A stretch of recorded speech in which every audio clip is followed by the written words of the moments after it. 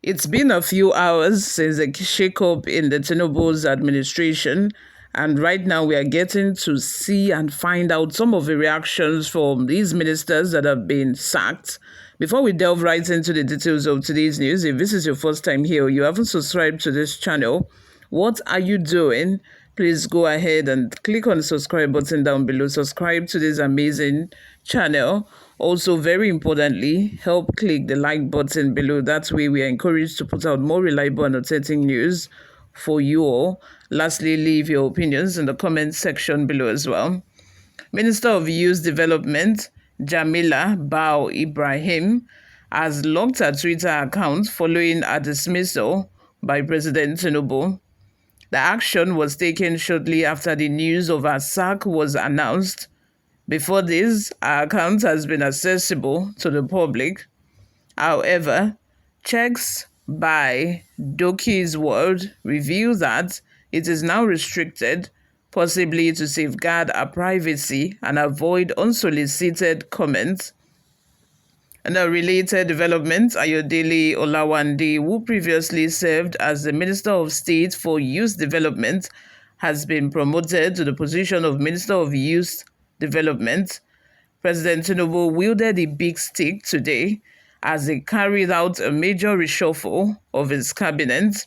He sacked 6 ministers from his cabinet: Women Affairs Minister Barrister Uju Ken Ohanenye, Tourism Minister Lola Adejon, Education Minister Professor Tahi Maman, Minister of State for Housing and Urban Development Abdullahi Mohammed Gwazo, Youth Development Minister Dr. Jamila Bao Ibrahim, and suspended Minister of Humanitarian Affairs Dr. Betta Edu. He also appointed new ministers: Dr. Netewe Yewatada, Minister of Humanitarian Affairs and Poverty Reduction; Mohamadu Maigari Dinyadi, Minister of Labour and Employment; Bianca Udzinaka Udumegwe Ojukwu, Minister of State, Foreign Affairs; Dr. Jumoke Oduwole, Minister of Industry, Trade and Investment; Idi Mukhtar Maiha, Minister of Livestock Development; retired Honorable Yusuf Abdullahi Atta, Minister of State, Housing and Urban Development; and Dr. Suwaiba Said Ahmed, Minister of State for Education. President Tinubu also changed the portfolio of 10 other ministers. Below is the full list of the new designation of the ministers: name of minister, current designation, and new designation. Number 1, Honorable Dr. Yusuf Tanko Sonono, formerly Minister of State Education, now Minister of State for Humanitarian Affairs and Poverty Reduction. 2, Dr. Morifo Olatunji Alausa, formerly Minister of State Minister of State for Health, now Minister of Education. 3, Barrister Bello Muhammad Goronyo, formerly Minister of State, Water Resources and Sanitation, now Minister of State for Works. Number 4, Honorable Abubakar Isopeka Momo, formerly Minister of the Niger Delta Development, now Minister of Regional Development. Number 5, Uba Maigari Amadu, formerly Minister of State Steel Development, now Minister of State Regional Development. 6, Dr. Doris Azuka Anete, formerly Minister of Industry, Trade and Investment, now Minister of State for Finance. 7, Senator John Owa Eno, formerly Minister of Sports Development, now Minister of State, Trade and Investment Industry. 8, Imam Sulaiman Ibrahim, formerly Minister of State, Police Affairs, now Minister of Women Affairs.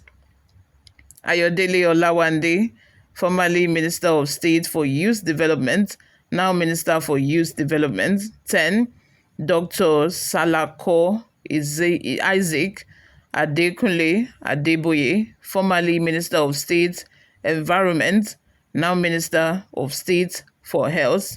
You all, what are your thoughts? Let's have them in the comment section. Before we go on, I also want to draw the attention of my listeners to the fact that both these said ministers, this minister who I just finished talking about by the name Dr. Jamila Ibrahim, and the Minister for Women Affairs, the Igbo woman, Iheneye, if I'm not mistaken, Iheneye, I'm not sure if I got the pronunciation correct.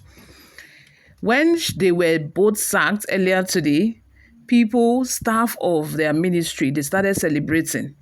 And I'm like, what is it about women? Is it that these people did not handle the position well, or is it that is about the fact that these people are women, these two women, they're actually females? That is why. Because I don't understand. Because there's this general thing that, when a woman is in charge, they tend to be very bossy, they tend to be arrogant, they tend to make something that usually is supposed to be very simple. They tend to make it difficult. I'm a woman as well, and I think I have experienced such before.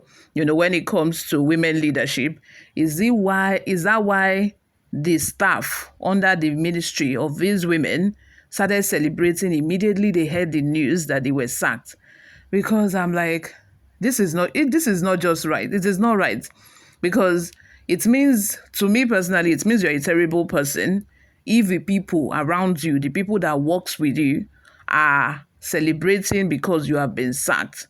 Let me know if I'm wrong concerning this. Or is it that they are too strict? Because women can also be very strict as well. Or is it that these women were very strict, or they were so disciplined to the extent that, what would usually fly, they did not allow it fly? Because that's another thing that you need to consider when it comes to Nigerians. Nigerians, they love business as usual. Maybe before you got there, they were having their way when it comes to, squandering money and, seeking for leave application, and it will be granted without any checks, getting availability of funds even without accountability. That could, make them to start rejoicing, because these women did not give room for that when they got, to that position. Let me hear your thoughts in the comment section. What do you think about this? Before we go, guys, let's take a look at a few reactions from people online. Samson Samuel says, so now they used the appointment to distract Bianca from pursuing the actualization of Biafra and the release of MNK. Remy says, Tinubu is enjoying the manner and the way in which Wike is hell-bent to destroy PDP. Is paying to do just that. Because LCPDP is headache to APC. That's why Makinde has strategically announced his interest to contest for presidency in 2027. He's only doing it for Tinubu, just to upstage and frustrate Atiku. One last comment from David Babalola says, I'm not even feeling the impact at all. Only if prices of commodity is reduced and fuel pump prices is being reduced and regulated, then I can jubilate by trekking from Abuja to Lagos. If it is before, some jobless youth would have embarked on trekking from north to Abuja or west to Abuja in solidarity for the sacking of some ministers. But we will do that now inside this hunger. If you try that one in this economy, you are dead, my brother. You all, thank you very much for always listening and watching. I will see you all in my next video. Bye for now.